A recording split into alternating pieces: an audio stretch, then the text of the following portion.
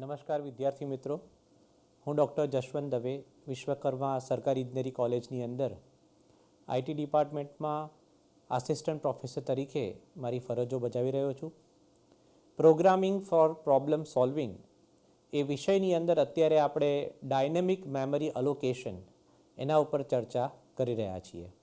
તો મિત્રો, ગયા લેક્ચરની અંદર જ્યારે આપણે ડાયનેમિક મેમરી અલોકેશનની શરૂઆત કરી હતી તો સૌપ્રથમ આપણે ચર્ચા કરી હતી કે ડાયનેમિક મેમરી એલોકેશનની જરૂરિયાત શું છે. તો ક્વિકલી ખાલી વાત કરી લઈએ કે ડાયનેમિક મેમરી એલોકેશનની જરૂરિયાત એટલા માટે છે કે જ્યારે આપણે કમ્પાઇલ ટાઈમ મેમરી એલોકેશન કરીએ છીએ, એટલે કે ફિક્સ્ડ મેમરી એલોકેશન કરીએ છીએ, ત્યારે આપણે કોઈપણ વેરિયેબલ જે ડિક્લેર કરીએ છીએ કે જે બલ્કની અંદર મેમરી ઓક્યુપાય કરે છે, જેમ કે ઇન્ટીજર a ઓફ 100, તો જરૂરી નથી કે આપણે 100 એલિમેન્ટનો ઉપયોગ કરવાના છીએ. યુઝર કદાચ આમાંથી 10 એલિમેન્ટનો ઉપયોગ કરશે અથવા 20 એલિમેન્ટનો ઉપયોગ કરશે અથવા તો 50 એલિમેન્ટનો ઉપયોગ કરશે, તો બાકીની જે મેમરી છે એ વેસ્ટ થશે. તો આ વેસ્ટેજને રિમૂવ કરવા માટે આપણી પાસે ઓપ્શન શું છે? Dynamic memory allocation. તો આ 4 ફંક્શનમાંથી પહેલું ફંક્શન છે મેલોક, જે મેમરી અલોકેટ કરવા માટે ઉપયોગ થાય છે. મોટાભાગે સિંગલ એલિમેન્ટને જ્યારે મેમરી આપવી હોય ત્યારે આપણે મેલોકનો ઉપયોગ કરી શકીએ, પણ એવું નથી કે સિંગલ એલિમેન્ટની જ મેમરી મેલોકથી આપી શકાય. એની મદદથી બંચ ઓફ એલિમેન્ટને પણ આપણે મેમરી આપી શકીએ છીએ, પરંતુ એની અંદર જે પણ કંઈ મેમરી આપવામાં આવશે એ મેમરી બ્લોકને આપણે ઇનિશિયલાઇઝ કરતા નથી. ત્યાર પછી બીજી વાત કરી હતી આપણે કેલોકની. કેલોકનો મોટાભાગે ઉપયોગ મલ્ટિપલ એલિમેન્ટ્સને મેમરી આપવા માટે યુઝ થાય છે, અને એની કેરેક્ટરિસ્ટિક્સ એ છે કે જેટલા પણ બ્લોક આપવામાં આવે એ દરેક બ્લોકને બાય ડિફોલ્ટ એ 0થી ઇનિશિયલાઇઝ કરશે. મેલોક છે એ એક પેરામીટર લે છે, જ્યારે કેલોક છે એ 2 અલગ અલગ પેરામીટર લે છે. મેલોકની અંદર પેરામીટર તરીકે આપણે શું આપીએ છીએ? સાઇઝ આપીએ છીએ. જ્યારે કેલોકની અંદર આપણે પેરામીટર તરીકે શું આપીએ છીએ? નંબર ઓફ એલિમેન્ટ્સ, અને સાથે સાથે એક એલિમેન્ટની સાઇઝ. આવી રીતે આપણે ટોટલ 2 પેરામીટર કેલોકની અંદર પાસ કરીએ છીએ. આ બંને જે મેલોક અને કેલોક જેના દ્વારા આપણને મેમરી અલોકેટ થાય છે એની રિટર્ન ટાઈપ શું છે? તો ગઈકાલે આપણે આની પર ચર્ચા કરી હતી, વોઇડ સ્ટાર.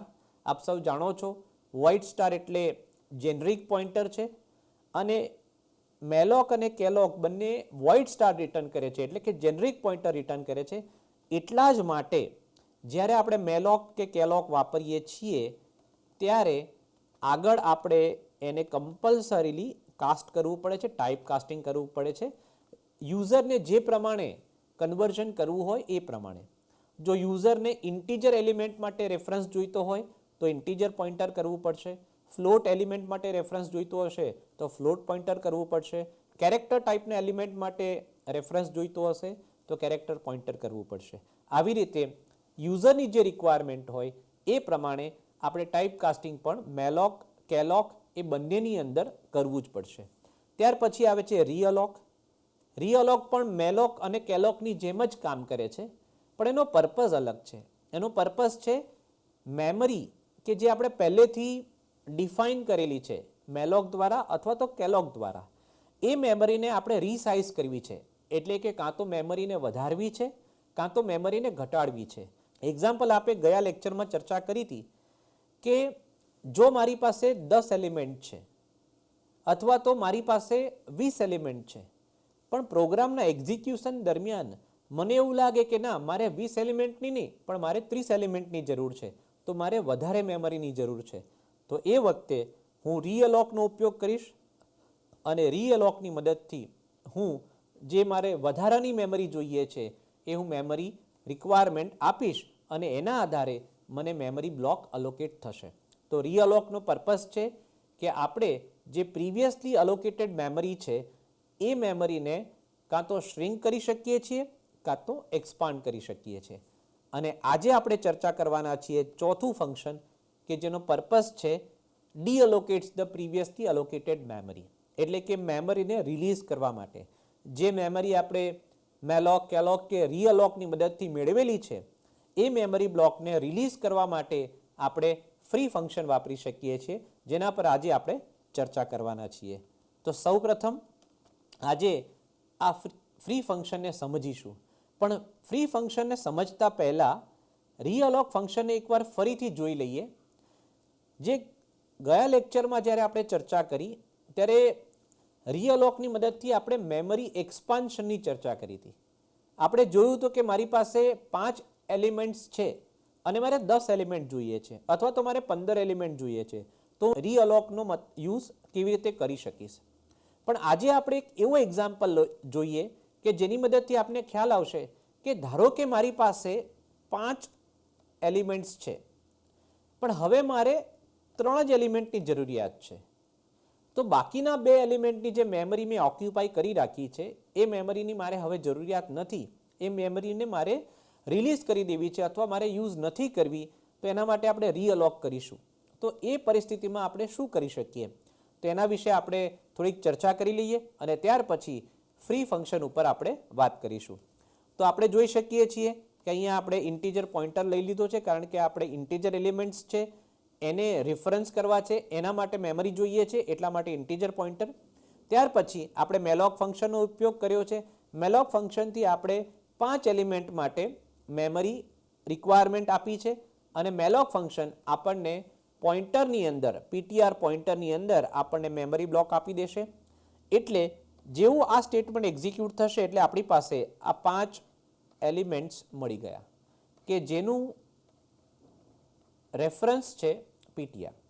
હવે ત્યાર પછી આપણે એના પર ઓપરેશન પણ કરી દીધું છે. દરેકે દરેક એલિમેન્ટ છે એના માટે આપણે જોઈ શકીએ છીએ અહીંયા પહેલામાં 10 એ વેલ્યુ આવશે, અહીંયા 20 આવશે, અહીંયા 30 આવશે, અહીંયા 40 આવશે અને પછી છેલ્લામાં 50 આવશે. આવી રીતે જે 5 મેમરી બ્લોક આપણને આપવામાં આવેલા હતા એ 5 બ્લોકની અંદર આપણે વેલ્યુ અસાઇન કરી દીધી છે. ત્યાર પછી આપણે એ વેલ્યુને પ્રિન્ટ કરાવી દીધી છે અને હવે મને એવું લાગ્યું કે ના, મારે 5 એલિમેન્ટની જરૂરિયાત નથી, મારે 3 એલિમેન્ટથી કામ થઈ જશે. તો મેમરીને ઓપ્ટિમાઇઝ કરવા માટે, મેમરીના યુઝેજને ઓપ્ટિમાઇઝ કરવા માટે આપણે શું કરીશું, આપણે અહીંયા રીઅલોકને વાપરીશું. અને રીઅલોકની અંદર આપણે પહેલું પેરામીટર આપણને ખ્યાલ છે કે જે મેમરી બ્લોકને રીસાઇઝ કરવાનો છે એ મેમરી બ્લોક કયા પોઇન્ટરથી રિફર થઈ રહ્યો છે અત્યારે, તો આપણે સૌ જાણીએ છીએ આ પીટીઆર પોઇન્ટરથી રિફર થઈ રહ્યો છે. એટલા માટે અહીંયા પહેલી આર્ગ્યુમેન્ટ આપણે આપી છે પીટીઆર. ત્યાર પછી આપણે બીજી આર્ગ્યુમેન્ટ તરીકે શું આપીએ છીએ, રીસાઇઝ. એટલે કે હવે નવી સાઇઝ જે આપવાની છે, નવી સાઇઝ. તો આપણી નવી સાઇઝ છે 3 એલિમેન્ટ, એટલે કે 3 × સાઇઝ ઓફ ઇન્ટીજર. તો ટોટલ આપણને 3 ઇન્ટીજર એલિમેન્ટ માટેની મેમરી આપવામાં આવશે અને એને આપણે રિફર શેનાથી કરીશું, પીટીઆરથી જ રિફર કરીશું. તો એવી રીતે આ સ્ટેટમેન્ટ જો એક્ઝિક્યુટ કરવામાં આવશે તો હવે આપણે 3 એલિમેન્ટ છે એ રિફર કરી શકીશું, 2 એલિમેન્ટ છે એ આપણે હવે રિફર કરી શકીશું નહીં. કારણ કે આનો મતલબ એવો થાય છે કે રીઅલોકની મદદથી આપણને એવી મેમરી એલોકેટ થઈ કે જે મેમરી બ્લોકની અંદર 3 ઇન્ટીજર એલિમેન્ટને સેવ કરી શકાય એટલી જગ્યા છે. અને એ જે મેમરી બ્લોક છે એને કોણ રિફર કરે છે, પીટીઆર રિફર કરે છે. અને ત્યાર પછી આપણે ચેક કરીએ છીએ કે ભાઈ મેમરી બ્લોક સક્સેસફુલી આપણને અલોકેટ થયા છે કે નહીં, અને થઈ ગયા છે. તો 5 બ્લોકમાંથી 3 બ્લોક થઈ ગયા પછી અહીંયા આપ જોઈ શકો છો હું 5 બ્લોકની વેલ્યુને એક્સેસ કરવા માટે પ્રયત્ન કરું છું. એટલે આપણને ખ્યાલ આવે કે પહેલા 5 બ્લોક હતા, હવે રીઅલોક કરીને મેં 3 બ્લોક કરી નાખ્યા. તો બીજા 2 બ્લોકનું શું થયું, તો આ કોડને જ્યારે આપણે એક્ઝિક્યુટ કરીશું તો આપણને ખ્યાલ આવશે કે આઉટપુટની અંદર પહેલાં આપણે જોઈએ છે તો 5 બ્લોક એક્ઝિક્યુટ થયેલા છે, 5 બ્લોકની અંદર વેલ્યુ છે. તો આ ફોર લૂપ જ્યારે એક્ઝિક્યુટ થાય છે ત્યારે આ ફોર લૂપના લીધે આ આઉટપુટ આવે છે, value at memory location this is 10. એમ કરીને 5 આપણા જે બ્લોક છે એ 5 બ્લોકની અંદર જે વેલ્યુ હતી 10, 20, 30, 40, 50 આપણે જોઈ શકીએ છીએ.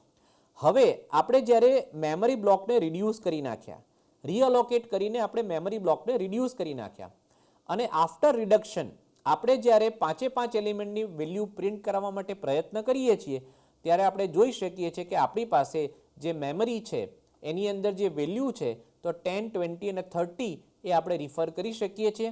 બાકીના જે મેમરી બ્લોક છે એ બે મેમરી બ્લોકની વેલ્યુ એ અનપ્રેડિક્ટેબલ એટલે કે આપણે આપણા શબ્દોમાં કહીએ તો ગાર્બેજ વેલ્યુ એ અહીંયા આપણને બતાવે છે, કારણ કે એ બે મેમરી બ્લોક હવે આપણા યુઝમાં નથી.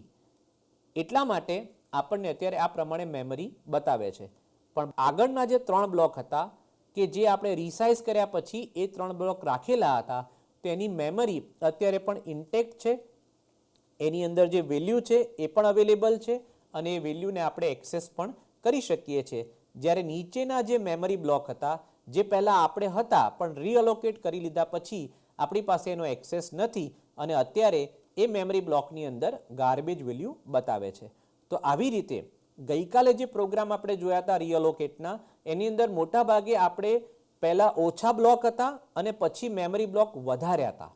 આજે જે ડેમો તમને બતાવ્યો એ એટલા માટે બતાવ્યો કે તમને ક્લેરિટી આવે કે જો પહેલાં વધારે મેમરી બ્લોક હોય અને પછી એ બ્લોકને ઓછા કરવામાં આવે તો જે જૂના મેમરી બ્લોક છે એ કેવી રીતે બિહેવ કરશે એ આપણને ખ્યાલ આવે. એ હેતુથી આ પ્રોગ્રામ અહીંયા આપણે જોયો છે. તો હવે આ રીઅલોકનું મેમરી શ્રિંકિંગનો કોડ જોયા પછી આપણે આગળના ફંક્શનની અંદર જઈએ અને આગળનું ફંક્શન છે એ છે ફ્રી. તો ફ્રી એ ફંક્શનનો બેઝિક પર્પઝ શું છે? એ ફંક્શનનો બેઝિક પર્પઝ છે ટુ ડીઅલોકેટ ધ ડાયનેમિક અલોકેટેડ મેમરી. એટલે આપણે સૌ જોયું કે મેલોક, કેલોક અને રીઅલોકની મદદથી આપણે મેમરી બ્લોક અલોકેટ કરીએ છીએ.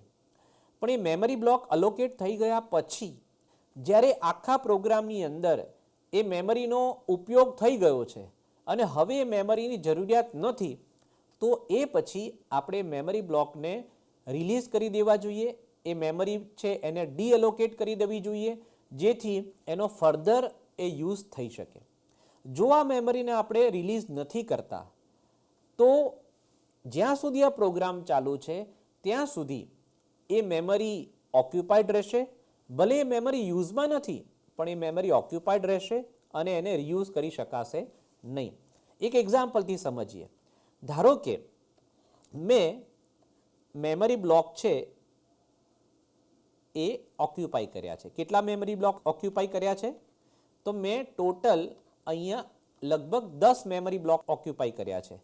તો આ 10 મેમરી બ્લોક ઓક્યુપાઈ કર્યા છે એ 10 મેમરી બ્લોકને મારે એની અંદર એરે એલિમેન્ટ સેવ કરાવવા છે. એટલે સપોઝ મેં રેન્ડમલી એરે એલિમેન્ટ્સ અહીંયા સેવ કરાવ્યા છે કે જેની અંદર જેના ઉપર આપણે શોર્ટિંગનું ઓપરેશન કરવું છે.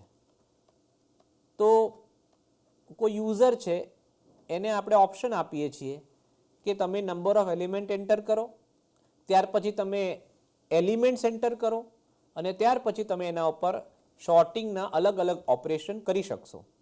તો આવું જ્યારે આપણે કહીએ છીએ તો એ વખતે અહીંયા આપણે જોઈ શકીએ છીએ કે આપણે ટોટલ 9 એલિમેન્ટ એની મેમરી આપી છે. એ 9 એલિમેન્ટની અંદર વેલ્યુ પણ આપી દીધી છે અને આના ઉપર મારે કોઈ પણ ઓપરેશન કરવું છે. હવે એરેના શોર્ટિંગનું કામ પતી ગયું છે. શોર્ટિંગનું કામ પતી ગયા પછી હવે આ જે મેમરી બ્લોક છે જેમાં 9 એલિમેન્ટ છે એની કોઈ જરૂરિયાત નથી. હવે સપોઝ પ્રોગ્રામ ચાલુ જ છે પણ મારે કોઈ બીજું ઓપરેશન કરવું છે અને એ ઓપરેશન કરવા માટે આ જે મેમરી બ્લોક છે એની કોઈ જરૂરિયાત નથી. તો મારે આ મેમરી બ્લોક છે એને શું કરી દેવા પડે? ફ્રી કરી દેવા પડે, જેની મદદથી આ જે મેમરી બ્લોક છે એને આપણે રીયુઝ કરી શકીએ. પણ જો હું આ મેમરી બ્લોકને ફ્રી નહીં કરું તો આ મેમરી બ્લોક જ્યાં સુધી આ પ્રોગ્રામ નહીં પતે ત્યાં સુધી રીયુઝ નહીં કરી શકાય. તો આ મેમરી બ્લોકને ફ્રી કરવા માટે આપણી પાસે અહીંયા ફંક્શન છે, એ છે ફ્રી ફંક્શન. એની અંદર આપણે શું આપીશું? તો આપણે પોઇન્ટર આપીશું કે જે પોઇન્ટર લેટ્સ સે અહીંયા આ જે મેમરી બ્લોક છે એ પીટીઆરથી રિફર કરવામાં આવે છે. તો આ પીટીઆર છે આપણા પોઇન્ટરનું નામ છે. એ પોઇન્ટરની વેલ્યુ અહીંયા આપણે આપીશું અને આની રિટર્ન ટાઈપ વોઇડ છે કારણ કે ફ્રી એ કંઈ આપણને રિટર્ન કરતું નથી. યુઝેજ પેટર્ન કઈ રીતે છે? તો આપણે સૌ જાણીએ છીએ કે ધારો કે આ મેલોકની મદદથી મેં એક મેમરી બ્લોક ઓક્યુપાઈ કર્યો છે અને એ મેમરી બ્લોકને મારો પીટીઆર પોઇન્ટર છે રિફર કરી રહ્યો છે. હવે મારે મેમરી બ્લોકની કોઈ જરૂરિયાત નથી તો સિમ્પલી હું શું લખીશ? Free into bracket PTR. એટલે પીટીઆર જે મેમરી બ્લોકને રિફર કરી રહ્યો છે એની મેમરી ડીઅલોકેટ થઈ જશે. તો આ દરેક પ્રોગ્રામરની નૈતિક ફરજ છે કે મેમરી બ્લોક જે યુઝ કર્યા પછી હવે એની જરૂરિયાત નથી તો એ મેમરી બ્લોકને રિલીઝ કરી દેવા જોઈએ, એ મેમરી બ્લોકને ડીઅલોકેટ કરી દેવા જોઈએ, જેથી એ મેમરી બ્લોકનો બીજો ઉપયોગ થઈ શકે. તો બેઝિકલી આ ફ્રીનો પર્પઝ આ રીતનો છે. એનો સિમ્પલ જે કોડ છે આપણે જોઈ લઈએ. તો અહીંયા આપણે જોઈ શકીએ છીએ કે આપણે પીટીઆર નામનો પોઇન્ટર ડિફાઇન કર્યો છે અને ત્યાર પછી એ પીટીઆર પોઇન્ટર એ 5 એલિમેન્ટ્સ એને રિફર કરવા માટે યુઝ થાય છે. જે 5 એલિમેન્ટ છે કોણે આપણને આપેલા છે? તો મેલોક ફંક્શને આપણને આપેલા છે અને આ 5 એલિમેન્ટને આપણે પીટીઆરથી રિફર કરીએ છીએ. એના ઉપર જે ઓપરેશન કરવું હતું આપણે ઓપરેશન કરી દીધું છે, એને વેલ્યુ અસાઇન કરી દીધી છે, એની વેલ્યુને આપણે પ્રિન્ટ પણ કરાવી દીધી છે, એટલે કે એના ઉપર એક આપણે ઓપરેશન કરી દીધું છે. હવે મારે આ જે મેમરી બ્લોક છે એની અથવા તો એમાં જે વેલ્યુ છે એની કોઈ જરૂરિયાત નથી. તો હવે મારે મેમરીને શું કરી દેવી પડશે? ફ્રી કરી દેવી પડશે. તો જ્યારે હું ફ્રી પીટીઆર કરી દઈશ તો આ જે મેમરી બ્લોક છે એ મેમરી બ્લોક ડીઅલોકેટ થઈ જશે, એ મેમરી બ્લોકની મેમરી રિલીઝ થઈ જશે અને હવે આ જે મેમરી છે એ રીયુઝ પણ કરી શકાશે. તો આવી રીતે આપણે ફ્રીનો ઉપયોગ દરેક પ્રોગ્રામની અંદર જ્યારે જે મેમરી બ્લોક આપણે એક્વાયર કર્યા છે મેલોક, કેલોક અથવા તો રીઅલોક દ્વારા, એનો ઉપયોગ થઈ ગયા પછી આપણે ફ્રીની મદદથી આ દરેક મેમરી બ્લોકને રિલીઝ કરી દેવા જોઈએ, ડીઅલોકેટ કરી દેવા જોઈએ. ફરીથી એક વખત, તો ફ્રીની મદદથી આપણે મેલોક, કેલોક કે રીઅલોકેટ દ્વારા જે મેમરી બ્લોક એક્વાયર કર્યા હતા એ મેમરી બ્લોકનો હવે ઉપયોગ પતી ગયો છે તો આપણે એને રિલીઝ કરી દેવા જોઈએ. એ દરેક પ્રોગ્રામરે છેલ્લે પ્રોગ્રામની અંદર ફ્રીનો ઉપયોગ કરવો જોઈએ. હવે જ્યારે આપણે ફ્રીનો ઉપયોગ કરીએ છીએ ત્યારે એની સાથે કેટલાક પ્રશ્નો જોડાયેલા છે. એ પ્રશ્નો વિશે થોડીક ચર્ચા કરી લઈએ. તો અહીંયા આપ જુઓ છો કે આપની સમક્ષ એક શબ્દ લખેલો છે, એ લખેલો છે મેમરી લીક. હવે આ મેમરી લીક એટલે શું? મેમરી લીક જ્યારે આપણે ડાયનેમિક મેમરી એલોકેશનનો ઉપયોગ કરીએ છીએ અને એમાં જો ફ્રીનો પ્રોપર યુઝ નથી કરતા તો મેમરી લીક થવાની શક્યતાઓ છે. પહેલાં તો સમજીએ કે આ મેમરી લીક શું છે. તો મેમરી લીક ક્યારે થાય છે? જ્યારે આપણે અલોકેટેડ મેમરી એટલે કે મેલોક, કેલોક અથવા રીઅલોક એની મદદથી આપણને જે મેમરી મળી છે એ મેમરીને આપણે ફ્રી હજી નથી કરી, એટલે કે આપણે ફ્રી ફંક્શનનો ઉપયોગ નથી કર્યો, એને ડીઅલોકેટ નથી કરી અને એ પહેલાં જ આપણે એનો જે રેફરન્સ છે એને લૂઝ કરી દઈએ છીએ. આને થોડુંક પ્રેક્ટિકલી સમજવાનો પ્રયત્ન કરીએ તો વિશેષ સારી રીતે સમજી શકાશે. અહીંયા તમારી સમક્ષ એક એક્ઝામ્પલ છે. આપણે અહીંયા શું કર્યું છે? મેલોક નામનું ફંક્શન ઉપયોગ કર્યો છે. એની મદદથી આપણે 10 એલિમેન્ટ્સ ઇન્ટીજર ટાઈપના એના માટે મેમરી એક્વાયર કરી છે. એટલે અત્યારે આ જે મેમરી બ્લોક છે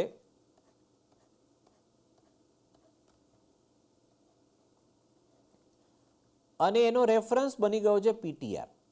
તો આપણા મેમરી બ્લોક છે. આ મેમરી બ્લોકને આપણે મેમરી એલોકેટ કરી દીધી. ધારો કે એની અંદર વેલ્યુ પણ કદાચ નાખી દીધી અને પછી એ વેરિયેબલની વેલ્યુને એક્સેસ કરવા પહેલાં, એ મેમરી બ્લોકની વેલ્યુને એક્સેસ કરતા પહેલાં આપણે લખી નાખ્યું પીટીઆર ઇક્વલ્સ ટુ નલ. અત્યારે જેવા મેમરી બ્લોક મળ્યા છે એટલે તરત જ એનું એડ્રેસ પણ હશે જ. આપણે સૌ જાણીએ છીએ કે દરેક મેમરી બ્લોક છે એનું એડ્રેસ પણ હશે. તો આવી રીતે દરેક મેમરી બ્લોકનું એડ્રેસ હશે અને અત્યારે આ પીટીઆર છે પહેલા મેમરી બ્લોકને રિફર કરે છે, એટલે કે એ 1010 થી જે મેમરી બ્લોક રિફર થઈ રહ્યો છે એને રેફરન્સ કરે છે.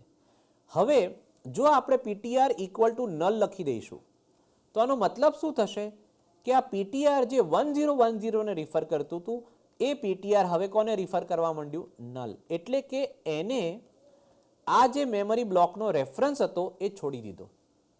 હવે રેફરન્સ છોડી દીધો એનો મતલબ શું થાય?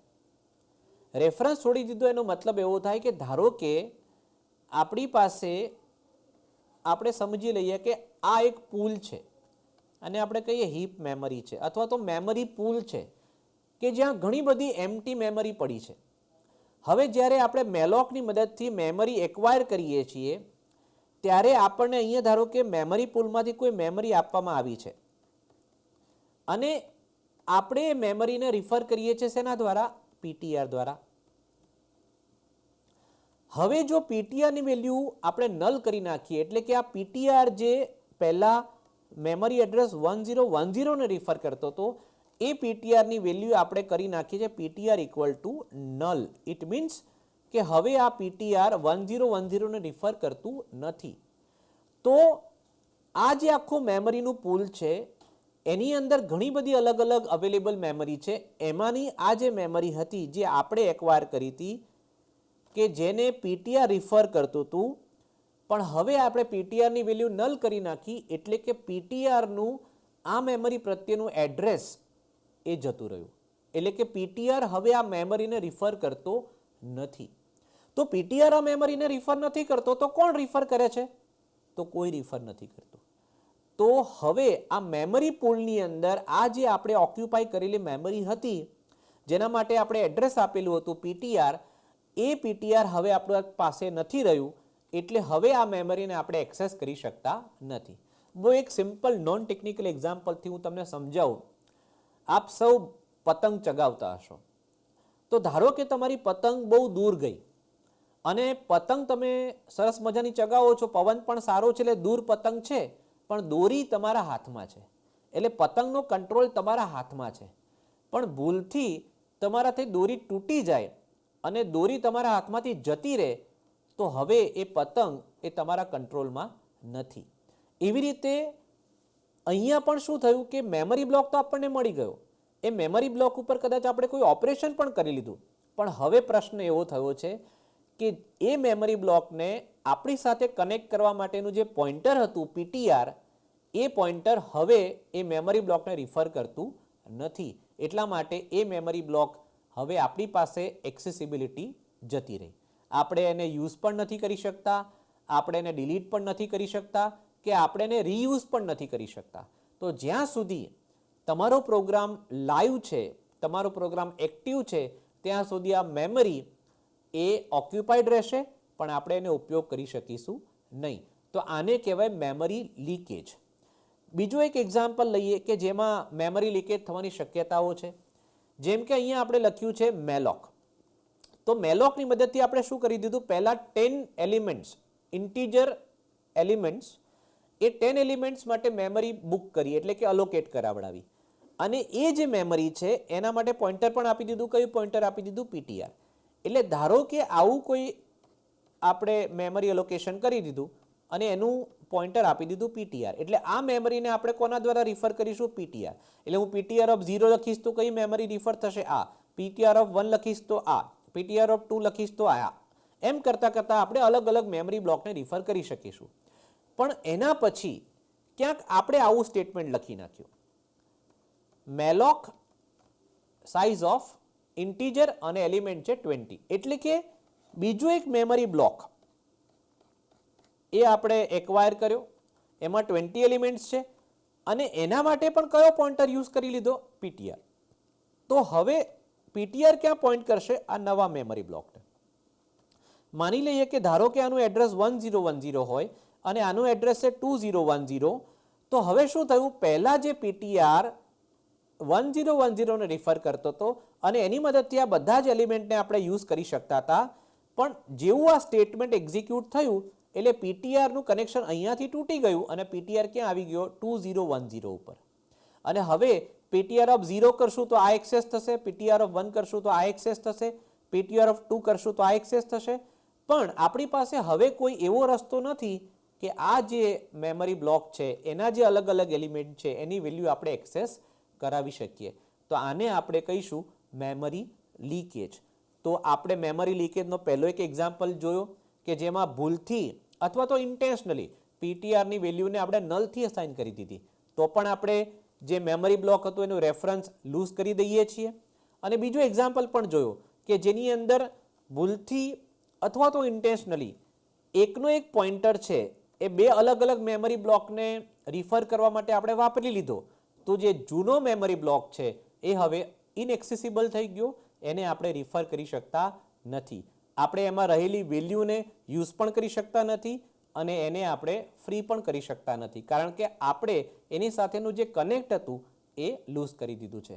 તો આ બંને એક્ઝામ્પલ એના દ્વારા આપણે અહીંયા મેમરી લીકેજ સમજવાનો પ્રયત્ન કર્યો. તો એના લીધે થાય શું? તો મેમરી લીકેજના લીધે આપણે ચર્ચા કરી એ પ્રમાણે આપણે એ જે મેમરી છે એને ફ્રી પણ નથી કરી શકતા અને એ મેમરીને રીયુઝ પણ નથી કરી શકતા, કારણ કે આપણી પાસે એનું એડ્રેસ છે નહીં અને એના લીધે એ મેમરી અનયુઝડ પડી રહેશે.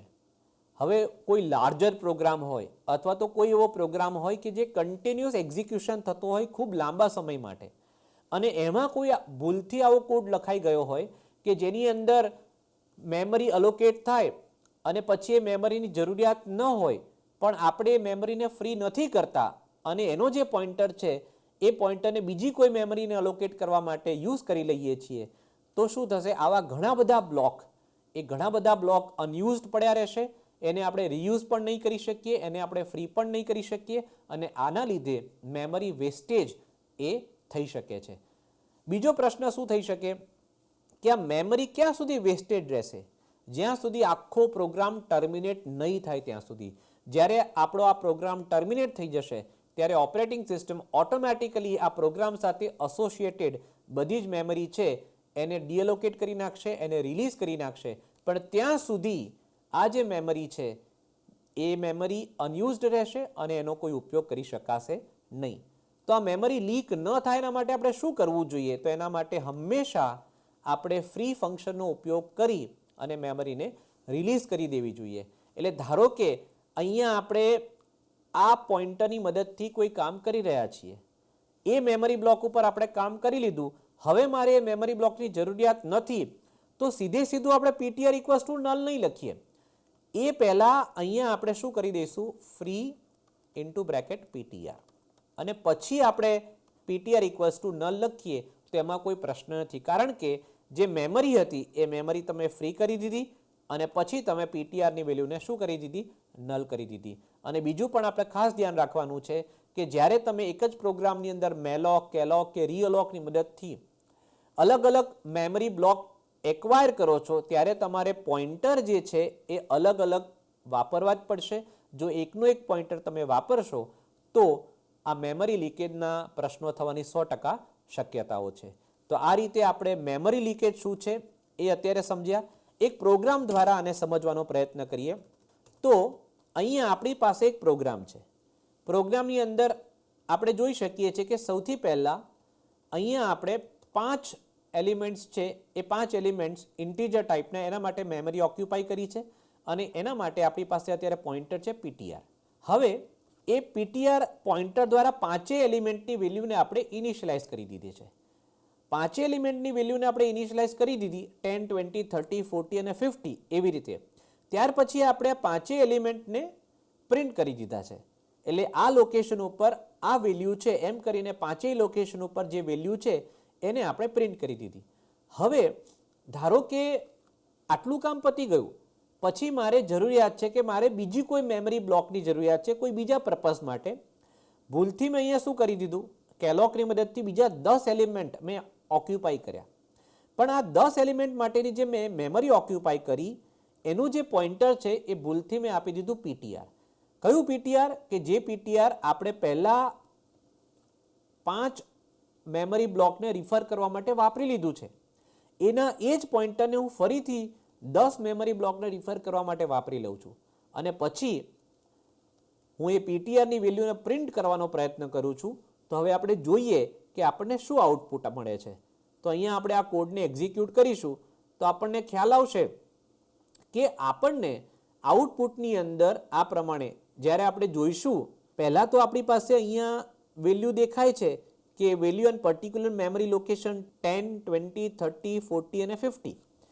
પણ એક વખત આપણે કેલોકનો ઉપયોગ કર્યા પછી આ મેમરીની શું પરિસ્થિતિ છે? તો કેલોકનો ઉપયોગ કર્યા પછી આપણો પોઇન્ટર તો ptr જ છે, પણ એ પોઇન્ટર જે પહેલાં 5 એલિમેન્ટને રિફર કરતો હતો એ પોઇન્ટર હવે 10 એલિમેન્ટનો જે મેમરી બ્લોક છે એને રિફર કરે છે. એટલે આ જે ઉપરના 5 એલિમેન્ટ બ્લોક છે આ 5 એલિમેન્ટ બ્લોક હવે ઇનએક્સેસિબલ થઈ ગયા. આપણે એની સાથેનો કનેક્ટ એટલે કે પોઇન્ટર એ ગુમાવી દીધો. એટલે હવે આ 10, 20, 30, 40, 50 એ મેમરીની વેલ્યુ આપણે એક્સેસ કરી શકીશું નહીં. અને આપણે આ જે મેમરી બ્લોક છે એને પણ એક્સેસ કરી શકીશું નહીં. તો આ જે પ્રશ્ન છે એ મેમરી લીકેજનો પ્રશ્ન એ અત્યારે આપણે જોયો. હવે આની સાથે જે બીજો પ્રશ્ન જોડાયેલો છે એની ઉપર આપણે થોડી ચર્ચા કરીએ. એ પ્રશ્ન છે ડેંગલિંગ પોઇન્ટર. તો આ જે ડેંગલિંગ પોઇન્ટર છે એ ડેંગલિંગ પોઇન્ટર એટલે શું? તો ડેંગલિંગ પોઇન્ટર અહીંયા જોઈ શકીએ છીએ કે ભાઈ ડેંગલિંગ પોઇન્ટર એટલે એવું પોઇન્ટર કે જે એવી મેમરીને રિફર કરે છે કે જે મેમરી ફ્રી થઈ ગઈ છે. અહીંયા લખ્યું છે it holds the address of memory location that has been freed or deleted. એટલે શું? તો આ જે પોઇન્ટર છે આપણે સૌ જાણીએ છીએ કે પોઇન્ટર છે એ કોઈ પર્ટિક્યુલર મેમરી લોકેશનને રિફર કરે છે. તો આ જે ડેંગલિંગ પોઇન્ટર છે એ ડેંગલિંગ પોઇન્ટર એવી મેમરીને રિફર કરે છે કે જે મેમરી ઓલરેડી આપણે ફ્રી ફંક્શન દ્વારા ફ્રી કરી દીધી છે. તો એના લીધે કેવા પ્રશ્નો થાય? તો અહીંયા આપણે પહેલાં પ્રોગ્રામ જોઈએ એનો. તો અહીંયા આપણી સમક્ષ પ્રોગ્રામ છે. પ્રોગ્રામની અંદર આપણે જુઓ એક ઇન્ટીજર પોઇન્ટર લઈ લીધું છે અને એ ઇન્ટીજર પોઇન્ટર કોને રિફર કરે છે? તો મેલોકની મદદથી આપણે અત્યારે એક ઇન્ટીજર એલિમેન્ટ માટે મેમરી ઓક્યુપાય કરી છે. તો આ એક ઇન્ટીજર એલિમેન્ટ છે. સપોઝ આપણે એનું એડ્રેસ કહી દઈએ કે એનું એડ્રેસ છે 1010 અને આ જે છે એ કયા પોઇન્ટરથી રિફર થશે? પીટીઆર પોઇન્ટરથી રિફર થશે. તો આટલું કામ આ પહેલું સ્ટેટમેન્ટ એક્ઝિક્યુટ થશે ત્યાં સુધીમાં થઈ જશે. હવે આપણે શું કરીએ છીએ? કન્ટેન્ટ ઓન પીટીઆર એટલે data on PTR equal to 42. તો અહીંયા આપણે 42 આપી દીધું છે. હવે બિફોર ફ્રી તો શું પ્રિન્ટ કરશે? Data on PTR. તો ડેટા ઓન પીટીઆર 42 છે તો એ 42 જ પ્રિન્ટ કરશે. અને ત્યાર પછી આપણે શું કરી દઈએ છીએ? આપણે ફ્રી કરી દઈએ છીએ. એટલે કે ફ્રી પીટીઆર એટલે આ જે મેમરી બ્લોક છે એને આપણે ડીઅલોકેટ કરી દઈએ છીએ. એટલે એની મેમરીને આપણે રિલીઝ કરી દઈએ છીએ. જો મેમરી બ્લોક જ રિલીઝ કરી દઈએ તો એની અંદર તો વેલ્યુ હવે રહેવાની નથી. અને મેમરી બ્લોક રિલીઝ કરી દીધા પછી હવે આપણે કન્ટેન્ટ ઓન પીટીઆર એટલે આ પીટીઆરની અંદર જે વેલ્યુ છે એ એક્સેસ કરવાનો આપણે પ્રયત્ન કરીશું. તો આને આપણે કહીશું ડેંગલિંગ પોઇન્ટર. આ જે પીટીઆર પોઇન્ટર છે એ પોઇન્ટર અત્યારે ડેંગલિંગ પોઇન્ટર કહી શકાય. કારણ કે પીટીઆર પોઇન્ટર અત્યારે એવી મેમરીને રિફર કરવા માટે આપણે યુઝ કરી રહ્યા છીએ કે જે મેમરી ઓલરેડી ફ્રી થઈ ગઈ છે એટલે કે રિલીઝ થઈ ગઈ છે અથવા તો ડીએલોકેટ થઈ ગઈ છે. તો આને આપણે કહીશું ડેંગલિંગ પોઇન્ટર. અને આના લીધે કેવા પ્રશ્નો થશે અથવા તો આઉટપુટ કેવું આવશે જ્યારે આ કોડ આપણે એક્ઝિક્યુટ કરીશું ત્યારે? તો આપ જોઈ શકો છો કે બિફોર ફ્રી આપણને આઉટપુટ બતાવે છે 42 કારણ કે આપણે વેલ્યુ કેટલી એન્ટર કરી હતી? 42. પણ આફ્ટર ફ્રી એની અંદર એક રેન્ડમ વેલ્યુ એટલે કે ગાર્બેજ વેલ્યુ એ આપણને બતાવે છે. તો જ્યારે આપણે ડેંગલિંગ પોઇન્ટર સાથે કામ કરતા હોઈએ ત્યારે જે પોઇન્ટરનું બિહેવિયર છે એની વેલ્યુ છે એના ઉપર આપણે કોઈ પણ પ્રકારે વિશ્વાસ રાખી શકાય નહીં. કારણ કે એનું બિહેવિયર અનએક્સપેક્ટેડ બિહેવિયર હોઈ શકે. હવે આ ડેંગલિંગ પોઇન્ટર છે એ ડેંગલિંગ પોઇન્ટર ન થાય એના માટે શું રસ્તો કરવો જોઈએ? તો એનું સોલ્યુશન એટલું જ છે કે જ્યારે આપણે કોઈ પણ એલિમેન્ટને ફ્રી કરીએ છીએ ત્યાર પછી એ જે પોઇન્ટર છે એની વેલ્યુને આપણે શું કરી દઈએ? નલ કરી દઈએ. એટલે એ જે પોઇન્ટર કોઈ પર્ટિક્યુલર મેમરી લોકેશનને પોઇન્ટ કરતું હતું અને એ મેમરી લોકેશન જેવી ડિલીટ થઈ ગઈ અથવા તો ડીઅલોકેટ થઈ ગઈ એટલે આપણે એ પોઇન્ટરને કોનાથી રિફર કરી દીધું? નલથી રિફર કરી દીધું. એટલા માટે હવે આ ડેંગલિંગ પોઇન્ટર કહેવાશે નહીં. તો આવી રીતે આપણે ડેંગલિંગ પોઇન્ટરની અંદર સોલ્યુશનની રીતે જોઈએ તો હંમેશા કોઈ પણ પોઇન્ટર કે જે મેલોક, કેલોક અથવા રીઅલોક દ્વારા અલોકેટ થયેલી મેમરીને રિફર કરતું હોય એનો ઉપયોગ પતી જાય અને આપણે એને ફ્રી કરી દઈએ ત્યાર પછી હંમેશા આપણે પીટીઆર ઇક્વલ્સ ટુ નલ કરી દઈએ તો આ ડેંગલિંગ પોઇન્ટરનો ઇસ્યુ બને નહીં. તો આવી રીતે આપણે ડેંગલિંગ પોઇન્ટર સાથે ડીલ કરી શકીશું. હવે આપણે અહીંયાથી એક પ્રોગ્રામ જોઈએ. અત્યાર સુધી જેટલા પણ કોઈ ફંક્શન્સ આપણે જોયા એ ફંક્શનનો એક જ પ્રોગ્રામની અંદર આપણે કેવી રીતે ઉપયોગ કરી શકીએ, એના માટે એક ડિટેલ્ડ પ્રોગ્રામ એ અહીંયાથી આપણે જોઈશું તો આપણે વિશેષ ખ્યાલ આવશે કે આપણે આ જે બધા ફંક્શન્સ જોયા છે એને આપણે કઈ રીતે કામ કરી શકીએ. તો અહીંયા આપણે પ્રોગ્રામ બનાવ્યો છે એ છે સ્ટ્રક્ચરના એલિમેન્ટ્સને ડાયનામિકલી મેમરી આપી અને વેલ્યુને સેવ કરાવડાવી. તો અહીંયા આપ જોઈ શકો છો કે સૌથી પહેલાં આપણે એક સ્ટ્રક્ચર લીધું છે. આ જે સ્ટ્રક્ચર છે એમ્પ્લોયનું, એ સ્ટ્રક્ચરની અંદર 3 એલિમેન્ટ છે. આઈડી છે કે જે એમ્પ્લોયનું આઈડી રિફર કરશે, નેમ છે કે જે એમ્પ્લોયનું નેમ રિફર કરશે, અને એમ્પ્લોયની સેલરી, એના માટે આપણે સેલરી નામનો વેરિયેબલ લીધો છે. આવી રીતે આપણે એક સિમ્પલ સ્ટ્રક્ચર એ ડિફાઇન કરી દીધું છે. ત્યાર પછી આપણે શું કરીએ છીએ, ત્યાર પછી આપણે અહીંયા એક પોઇન્ટર લઈ લીધો છે. જેમ આપણે નોર્મલ પ્રોગ્રામની અંદર જોયું છે કે મારે ઇન્ટીજર એલિમેન્ટને રિફર કરવા માટે ઇન્ટીજર પોઇન્ટરની જરૂર પડશે, તો અહીંયા મારે સ્ટ્રક્ચરના એલિમેન્ટને રિફર કરવાનો છે. એટલે મારે કયો એલિમેન્ટ રિફર કરવાનો છે, તો સ્ટ્રક્ચરનો એલિમેન્ટ રિફર કરવાનો છે. તો સ્ટ્રક્ચરના એલિમેન્ટને રિફર કરવા માટે મારે જે પોઇન્ટર લેવું પડશે એ સ્ટ્રક્ચરના ટાઈપનું લેવું પડશે. એટલા માટે અહીંયા લખેલું છે એમ્પ્લોય સ્ટાર. તો એમ્પ્લોય આપણા સ્ટ્રક્ચરનું નામ છે, એટલે એમ્પ્લોય સ્ટાર કરીને આપણે એક યુઝર ડિફાઇન ટાઈપનું પોઇન્ટર વેરિયેબલ બનાવ્યો છે જેનું નામ છે એમ્પ્લોઈઝ, જે અત્યારે નલ રિફર કરે છે કારણ કે અત્યારે એની અંદર કોઈ એમ્પ્લોયની ડિટેલ આપણે આપેલી નથી.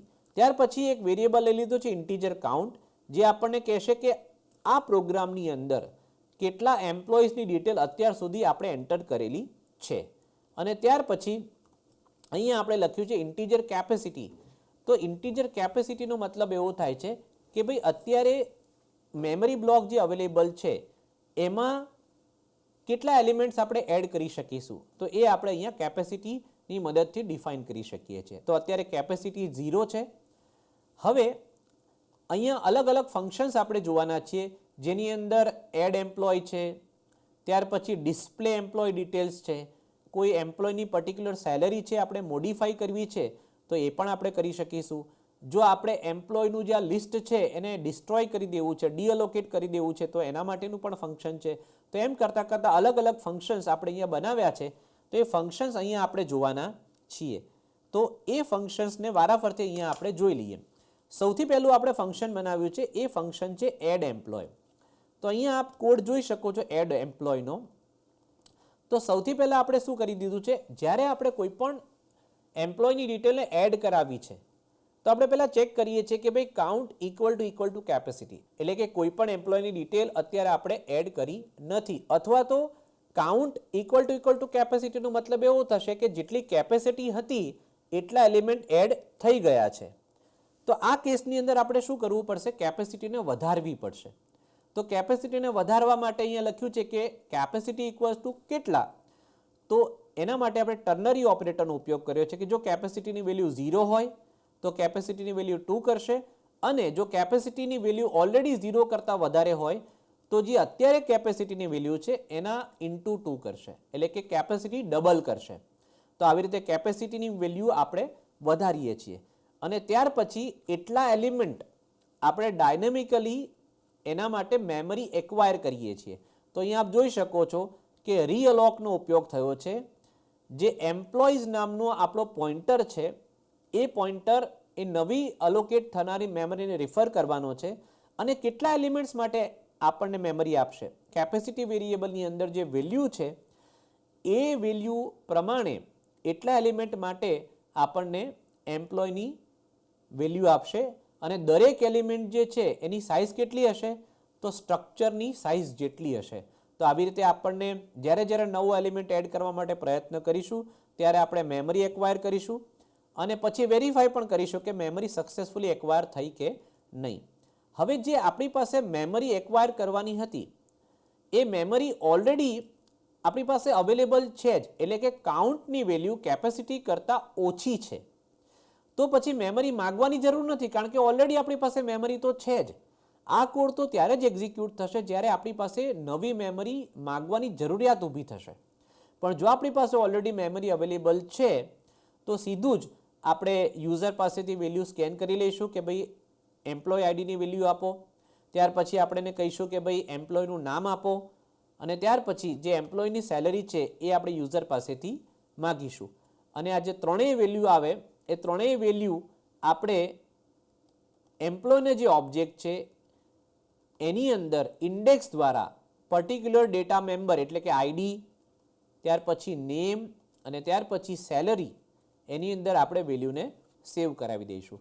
એટલે આવી રીતે આ જે આપણું ફંક્શન છે એડ એમ્પ્લોય એ યુઝર પાસેથી વેલ્યુ લેશે અને જે આપણને મેમરી બ્લોક અલોકેટ કરવામાં આવ્યો છે એ મેમરી બ્લોકની અંદર એમ્પ્લોય આઈડી, એમ્પ્લોય નેમ અને એમ્પ્લોયની સેલરીની વેલ્યુને એડ કરશે. ત્યાર પછી આપણે એક એમ્પ્લોયની ડિટેલ એડ કરી છે એટલે કાઉન્ટને પણ આપણે શું કરવો પડશે, ઇન્ક્રીમેન્ટ કરવો પડશે અને ફાઇનલી એ આપણને મેસેજ પ્રિન્ટ કરશે કે એમ્પ્લોયની ડિટેલ સક્સેસફુલી એડ થઈ ગયેલી છે. તો આવી રીતે એડ એમ્પ્લોય ફંક્શન સૌથી પહેલાં ચેક કરશે કે મેમરી છે કે નહીં હોય તો મેમરી માગશે. મેમરી મળી ગયા પછી એ યુઝર પાસેથી એમ્પ્લોયની ડિટેલ માગશે અને વેલ્યુને એડ કરી દેશે. ત્યાર પછી બીજું ફંક્શન છે એ ફંક્શન છે ડિસ્પ્લે એમ્પ્લોય ડિટેલ્સ. હવે ડિસ્પ્લે એમ્પ્લોય ડિટેલ્સની અંદર આપણે શું કરીએ છીએ તો જેટલા પણ કંઈ એમ્પ્લોયની ડિટેલ અત્યાર સુધી એડ થઈ ગઈ છે એ દરેકે દરેક એમ્પ્લોયની ડિટેલ આપણે પ્રિન્ટ કરાવી છે. તો સૌથી પહેલાં તો આપણે ચેક કરી લઈશું કે કાઉન્ટની વેલ્યુ શું છે. જો કાઉન્ટની વેલ્યુ 0 હોય ઇટ મીન્સ કે અત્યાર સુધીમાં એક પણ એમ્પ્લોયની ડિટેલ આમાં એડ થયેલી નથી. તો આપણે તરત જ મેસેજ આપી દઈશું નો એમ્પ્લોયઝ ટુ ડિસ્પ્લે. અને જો કાઉન્ટની વેલ્યુ 0 નહીં હોય એના કરતાં વધારે હશે તો આપણે એમ્પ્લોયનું લિસ્ટ પ્રિન્ટ કરાવવું પડશે અને આપણને ખબર નથી કે કેટલા એમ્પ્લોય છે તો એના માટે આપણે શું કરીશું, લૂપ ફેરવી દઈશું અને i ઇક્વલ ટુ 0થી લઈને આઈની વેલ્યુ જ્યાં સુધી કાઉન્ટ કરતાં ઓછી હોય ત્યાં સુધી આપણે લૂપ ફેરવીશું અને દરેકે દરેક એમ્પ્લોયનું આઈડી, એમ્પ્લોયનું નામ અને એમ્પ્લોયની સેલરી એ આપણે એમ્પ્લોઈઝ ઓબ્જેક્ટની મદદથી એ જે પોઇન્ટર છે એ પોઇન્ટરમાં ઇન્ડેક્સ પાસ કરીને ડેટા મેમ્બરની મદદથી આ વેલ્યુને આપણે પ્રિન્ટ કરાવીશું. તો આવી રીતે ડિસ્પ્લે એમ્પ્લોઈઝ એ ફંક્શન એ એમ્પ્લોઈઝની ડિટેલ્સ છે એને ડિસ્પ્લે કરાવડાવશે. ત્યાર પછી આપણે ફંક્શન બનાવ્યું છે એ ફંક્શન છે અપડેટ સેલરી. હવે આ જે ફંક્શન છે અપડેટ સેલરી એનો પર્પઝ છે કે જે પણ કંઈ એમ્પ્લોય છે એમાંથી આપણે કોઈ એક એમ્પ્લોયની સેલરીને અપડેટ કરવી છે. શેના આધારે અપડેટ કરવી છે તો આપ અહીંયા જોઈ શકો છો કે એમ્પ્લોયની સેલરી અપડેટ કરવા માટે આપણે યુઝરને કહીએ છીએ કે તમે અમને જે એમ્પ્લોયની સેલરી અપડેટ કરવી છે એ એમ્પ્લોયનું આઈડી આપો. તો યુઝર પાસેથી આપણે એમ્પ્લોયનું આઈડી લઈ લઈએ છીએ. ત્યાર પછી આપણે શું કરવું પડશે, આપણે ટ્રાવર્સ કરવું પડશે. એટલે કે ધારો કે મારી પાસે અત્યારે 10 એમ્પ્લોયની ડિટેલ્સ એડ કરેલી છે એટલે કે એમ્પ્લોયની આઈડી છે 1 2 3 4 5 6 7 8 9 અને 10. તો હવે મારે 8મા નંબરના એમ્પ્લોયની ડિટેલ છે એમ્પ્લોયની સેલરીને મારે મોડિફાઈ કરવી છે તો મારે 8મા નંબરના એમ્પ્લોય સુધી પહોંચવું પડશે. એ ઇન્ડેક્સ સુધી મારે પહોંચવું પડશે અને ત્યાર પછી હું સેલરીને મોડિફાઈ કરી શકીશ. તો એના માટે આઈડી આપણે લઈ લીધું છે, આપણે લૂપ ફેરવીએ છીએ. ક્યાં સુધી ફરશે લૂપ તો જ્યાં સુધી દરેકે દરેક એમ્પ્લોય છે એ ત્યાં સુધી આપણે નહીં પહોંચીએ ત્યાં સુધી આપણે લૂપ ફેરવીશું અને દરેક વખતે આપણે ચેક શું કરીશું કે આ જે કરંટ એમ્પ્લોયનું આઈડી છે એ આઈડી આપણે જે યુઝર પાસેથી લીધેલું છે આઈડી એની સાથે મેચ કરે છે. એટલે ધારો કે પહેલો એમ્પ્લોય જે આપણે ફેચ કરાવ્યું એનું આઈડી હશે 1 અને આપણે જે એમ્પ્લોયની સેલરી એડિટ કરવી છે એ છે એમ્પ્લોય આઈડી 8 તો 1 અને 8 વેરીફાઈ નથી થતા, મેચ નથી થતા. તો પછી આપણે શું કરીશું, આગળ વધીશું. જ્યારે આઈડી મેચ થઈ જાય ત્યારે આપણે શું કરવાનું છે તો જ્યારે આ આઈડી એમ્પ્લોયનું આઈડી અને યુઝરે આપેલું આઈડી એ બંને મેચ થઈ જાય ત્યારે આપણે યુઝરને કહેવાનું છે કે ભાઈ નવી સેલરી એટલે કે અપડેટેડ સેલરી એન્ટર કરાવડાવો. યુઝર આપણને અપડેટેડ સેલરી પણ આપશે સ્કેનએફની મદદથી અને ત્યાર પછી આપણે એ સેલરી છે એને અપડેટ કરી દઈશું અને મેસેજ પ્રિન્ટ કરાવી દઈશું કે સેલરી અપડેટેડ સક્સેસફુલી. અને અહીંયા એક ફ્લેગ વેરિયેબલ લીધો છે. એ ફ્લેગ વેરિયેબલનું નામ આપણે આપ્યું છે ફાઉન્ડ. આ એટલા માટે આપ્યું છે કારણ કે ધારો કે આપણી પાસે એમ્પ્લોય આઈડી છે 1 2 3 4 5 6 7 8 9 અને 10 પણ આ તો યુઝર છે જ્યારે આપણે યુઝરને કહીએ છીએ કે ભાઈ તમારે જે એમ્પ્લોય આઈડીની સેલરી બદલવી છે એ એમ્પ્લોયનું આઈડી એન્ટર કરો અને યુઝર ભૂલથી આપી દે છે 20. હવે જેનું એમ્પ્લોય આઈડી 20 હોય એવો કોઈ યુઝર તો આપણી પાસે છે જ નહીં, તો આપણે એની સેલરી કેવી રીતે અપડેટ કરી શકીશું? તો આપણને ખબર કેવી રીતે પડશે કે ખરેખર સેલરી અપડેટ થઈ છે કે પછી એમાં કોઈ પ્રશ્ન આવ્યો છે? તો એના માટે અહીંયા આપણે ફ્લેગ વેરિયેબલ લીધો છે જેનું નામ છે ફાઉન્ડ. તો જો જે એમ્પ્લોય આઈડીની સેલરી આપણે બદલવાની હતી એ એમ્પ્લોય આઈડી આપણને મળી જશે અને આપણે સેલરી મોડિફાઈ કરી દઈશું, તો આપણે ફાઉન્ડની વેલ્યુ શું કરી દઈશું? 1 કરી દઈશું. ઇનિશિયલી ફાઉન્ડની વેલ્યુ કેટલી છે? 0. અને ફાઉન્ડની વેલ્યુ હવે 1 થઈ ગઈ. ઇટ મીન્સ કે એમ્પ્લોય આઈડી મેચ થઈ ગયું, એની સેલરી મોડિફાઈ થઈ ગઈ અને જેવું આ મળી જશે એટલે તરત જ આપણે લૂપને શું કરી દઈશું? બ્રેક કરી દઈશું. કારણ કે આપણી પાસે 10 એમ્પ્લોય છે. ધારો કે મારે પહેલા જ એમ્પ્લોયની વેલ્યુને ચેન્જ કરવી છે, પહેલા જ એમ્પ્લોયની સેલરીને મારે મોડિફાઈ કરવી છે, તો પછી પાછળના 9 ઇટરેશન્સ મારે એક્ઝિક્યુટ કરવાની જરૂર નથી. તો જેવું આ એમ્પ્લોય આઈડી આપણા આઈડી સાથે મેચ થઈ જશે અને સેલરી મોડિફાઈ થઈ જશે એટલે તરત જ ફ્લેગ વેરિયેબલ આપણે 1 કરી દીધો છે અને આપણે બ્રેક કરી દીધું છે. એટલે આ જે ફોર લૂપ છે એ ત્યાંથી બ્રેક થઈ જશે અને આપણે લૂપની બહાર આવી જઈશું. હવે જેટલા એમ્પ્લોય છે દરેકે દરેક એમ્પ્લોયના આઈડી આપણે આપેલા આઈડી સાથે મેચ કરી લીધા, પણ હમણાં મેં કીધું એ પ્રમાણે હતા આઈડી 1 to 10 અને યુઝરે આપ્યું છે 20. ઇટ મીન્સ કે આ સ્ટેટમેન્ટ તો ક્યારેય ટ્રુ થયું જ નહીં હોય. જો આ સ્ટેટમેન્ટ ટ્રુ નથી થયું એનો મતલબ કે આપણે સેલરી અપડેટ નથી કરી શક્યા. તો ખબર કેવી રીતે પડશે? તો ઇનિશિયલી આ ફાઉન્ડ નામનો જે વેરિયેબલ છે એની વેલ્યુ કેટલી છે? 0 છે અને એ વેલ્યુ 1 થઈ નથી એટલે વેલ્યુ અત્યારે પણ શું છે? 0 છે. તો અહીંયા આપણે લખ્યું છે ઇફ નોટ ફાઉન્ડ.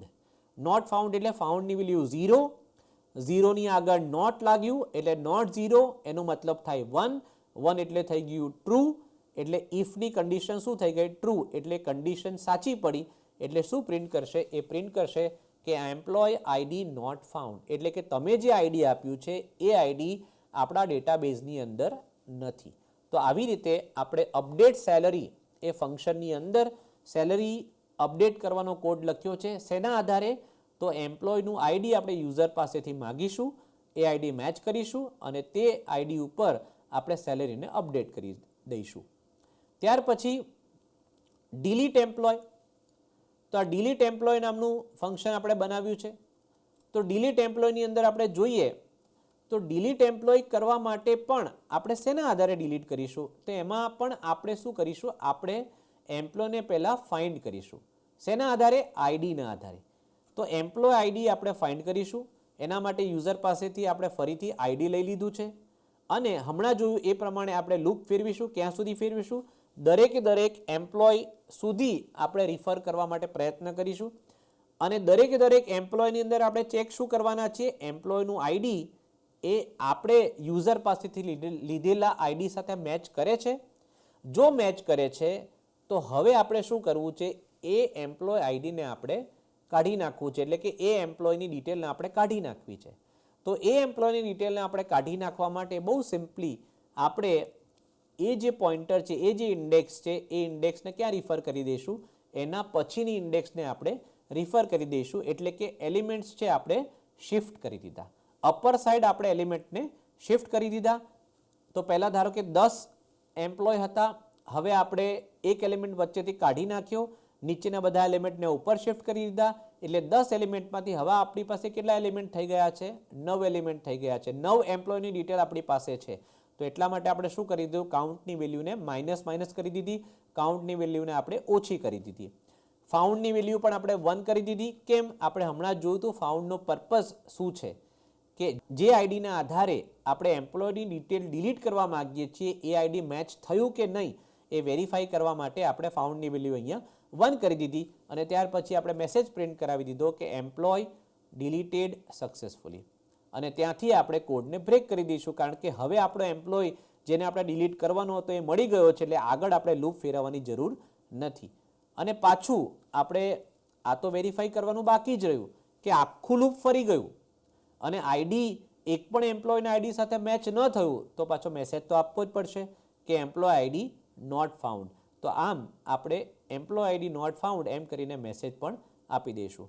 ફાઇનલી જ્યારે પ્રોગ્રામમાંથી આપણે એક્ઝિટ કરવું છે, એટલે કે જેટલા પણ એમ્પ્લોયની ડિટેલ્સ આપણે એડ કરી છે એ દરેકે દરેક ડિટેલને હવે આપણે વાપરવાની થતી નથી. એટલે જેટલી મેમરી આપણે ઓક્યુપાય કરી છે, જેટલા મેમરી બ્લોક્સ એ આપણે યુઝ કર્યા છે, એ દરેકે દરેક મેમરી બ્લોકને આપણે રિલીઝ કરી દેવા છે, ડીએલોકેટ કરી દેવા છે. એના માટે આપણે એક્ઝિટ પ્રોગ્રામની અંદર શું કરી દીધું, ફ્રીનો ઉપયોગ કરી લીધો છે. અને ફ્રી ત્યાં પોઇન્ટરનું નામ આપવાનું હતું, તો આપણે પોઇન્ટરનું નામ આપી દીધું છે એમ્પ્લોઈઝ. તો એમ્પ્લોઈઝ પોઇન્ટર જેટલા પણ મેમરી બ્લોકને રિફર કરતો હશે એ આખું મેમરી બ્લોક છે એને આપણે હવે ડીએલોકેટ કરી દઈએ છીએ, એટલે એ ફર્ધર રીયુઝ પણ થઈ શકશે.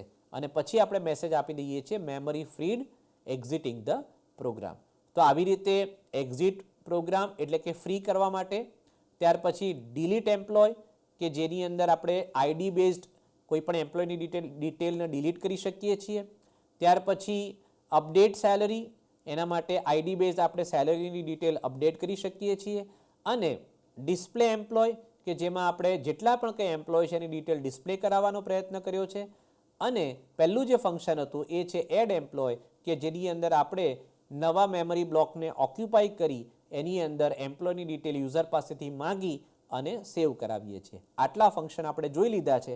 હવે આ મેનુ ડ્રીવન પ્રોગ્રામ બનાવ્યો છે એટલે મેઇન ફંક્શનની અંદર આપણી પાસે ઓપ્શન્સ છે. તો આપણી પાસે અહીંયા બતાવશે કે ભાઈ તમારે આટલા ઓપ્શનમાંથી કયું ઓપ્શન સિલેક્ટ કરવું છે. દરેકની અંદર આપણને વેલ્યુ પણ આપી છે કે 1, 2, 3, 4, 5 જે આપણે ઓપરેશન કરવું હોય એ આપણે કરી શકીશું. ત્યાર પછી આપણે યુઝર પાસેથી સ્કેનએફની મદદથી ચોઇસ માંગી લીધી છે અને સ્વિચ કેસની મદદથી જે પણ ચોઇસ યુઝર એન્ટર કરાવે એ પ્રમાણે જે તે ફંક્શન એ આપણે કોલ કરાવી લીધું છે. અને આ રીતે આપણે આખો પ્રોગ્રામ લખ્યો છે. હવે આ પ્રોગ્રામ છે એ પ્રોગ્રામને આપણે એક્ઝિક્યુટ કરીએ એટલે આપણને ખ્યાલ આવશે કે કઈ રીતે આ પ્રોગ્રામ વર્ક કરે છે. તો આપણે આ પ્રોગ્રામને એક્ઝિક્યુટ કર્યો છે. હવે આ ટર્મિનલની અંદર આપણે જોઈશું કે આપણને મેનુ બતાવે છે અને પૂછે છે કે આપણી ચોઇસ કઈ છે. તો આ મેનુની અંદર 1 for adding employee, 2 for displaying employees, 3 for update salary, 4 for delete employee અને 5 ફોર એક્ઝિટ. તો અહીંયા આપણે કરી દઈએ ધારો કે 1. તો 1 કરીશું એટલે તરત જ મને શું પૂછશે કે એમ્પ્લોયનું આઈડી આપો. તો હું એમ્પ્લોયનું આઈડી આપું છું 1. એમ્પ્લોયનું નામ તો હું એમ્પ્લોયનું નામ આપી દઉં છું જશવંત અને સેલરી આપું છું 1 લાખ રૂપીસ. તો આવી રીતે આપણે એક એમ્પ્લોયની ડિટેલ આપી દીધી. તો તરત જ આપણને મેસેજ અહીંયા બતાવી દેશે એમ્પ્લોય એડેડ સક્સેસફુલી. હવે પાછું આપણી સમક્ષ મેનુ આવી ગયું છે. હવે અહીંયા હું બીજો એક એમ્પ્લોય એડ કરું છું તો ચોઇસ એન્ટર કરું છું 1. એમ્પ્લોય આઈડી આપી દઉં છું 2. એમ્પ્લોયનું નામ આપી દઉં છું નિકુંજ અને સેલરી આપી દઉં છું 1,23,456. હવે ધારો કે મારે એમ્પ્લોયની ડિટેલ્સ પ્રિન્ટ કરાવી છે તો હું ડિસ્પ્લે એમ્પ્લોય કરીને એન્ટર મારીશ તો તરત જ મને અહીંયા બંને એમ્પ્લોયની ડિટેલ દેખાડી દેશે. ID 1 name Jashwant, salary, ID 2 name Nikunj અને સેલરી. હવે મારે આ જે એમ્પ્લોય છે એની ડિટેલને અપડેટ કરવી છે એટલે કે સેલરી મારે અપડેટ કરવી છે તો હું ચોઇસ આપું છું 3.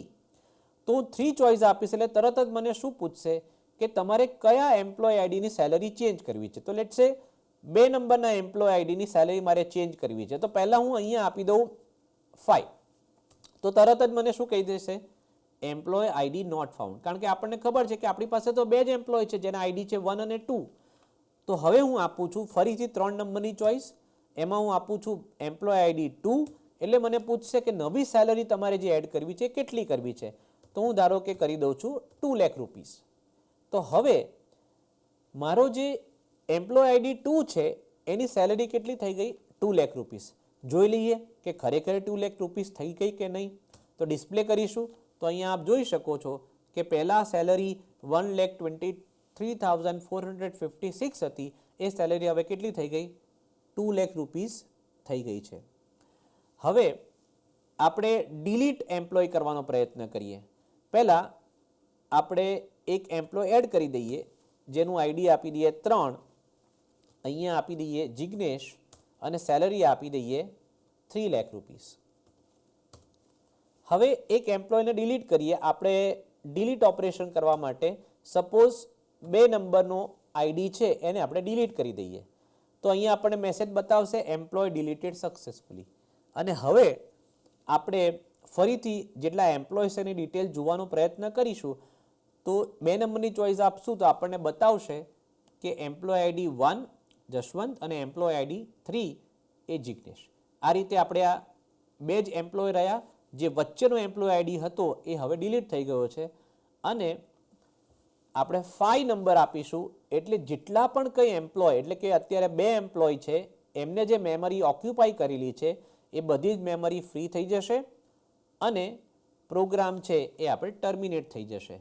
તો અહીંયા આપ જોઈ શકો છો કે મેસેજ આવી ગયો છે મેમરી ફ્રીડ એક્ઝિસ્ટિંગ ધ પ્રોગ્રામ અને આપણે પાછા ટર્મિનલ ઉપર આવી ગયા છીએ. તો આવી રીતે આખો જે મેનુ ડ્રીવન પ્રોગ્રામ છે એ આપણે જોયો કે જેની અંદર અલગ અલગ ફંક્શન્સ એ આપણે બનાવ્યા, જેની અંદર આપણે ડાયનેમિક મેમરી લોકેશનની અંદર જે મેલોક, કેલોક, રીઅલોક અને ફ્રી આ જે ફંક્શન્સ યુઝ કર્યા હતા એ ફંક્શનનો અહીંયા પણ આપણે આ એક પ્રોગ્રામ બનાવવા માટે ઉપયોગ કર્યો.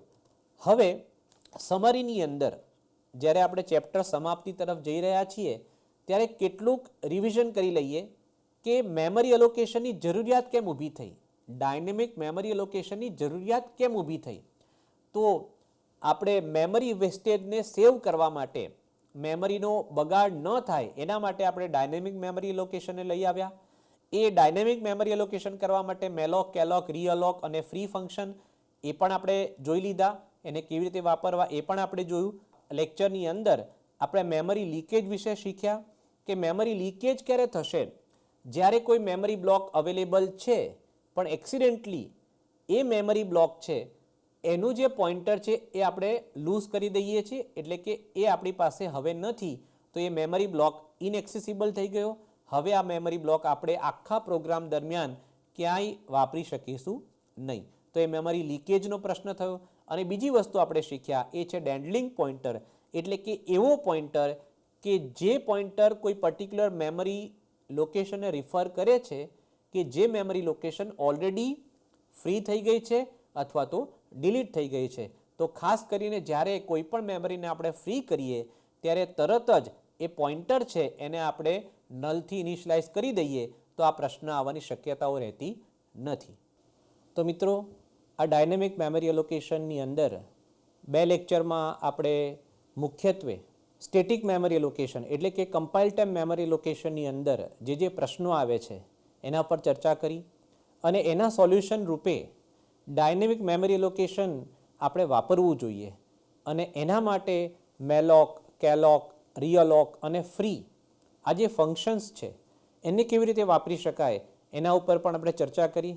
પ્રોગ્રામિંગ દ્વારા આપણે એ પણ જોયું કે ખરેખર આ ફંક્શનને આપણે કેવી રીતે પ્રોગ્રામની અંદર યુઝ કરી શકીએ અને આપણી જે રિક્વાયરમેન્ટ છે એ સેટિસ્ફાઈ કરી શકીએ.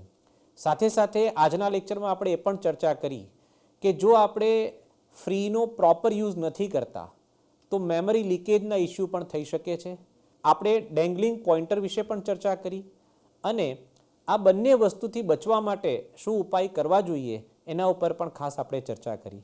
વિશેષ તો આ ડાયનેમિક મેમરી એલોકેશનની જરૂરિયાત તમને જ્યારે નેક્સ્ટ સેમિસ્ટરની અંદર તમે ડેટા સ્ટ્રક્ચર સબ્જેક્ટ ભણશો એમાં લિંક લિસ્ટ અને અલગ અલગ ડેટા સ્ટ્રક્ચર જ્યારે તમારે ઇમ્પ્લિમેન્ટ કરવાના થશે ત્યારે ખાસ તમારે આ ડાયનેમિક મેમરી એલોકેશનની અંદર ભણેલા જે પણ કંઈ ફંક્શન્સ છે એ દરેકની આપને જરૂરિયાત પડશે.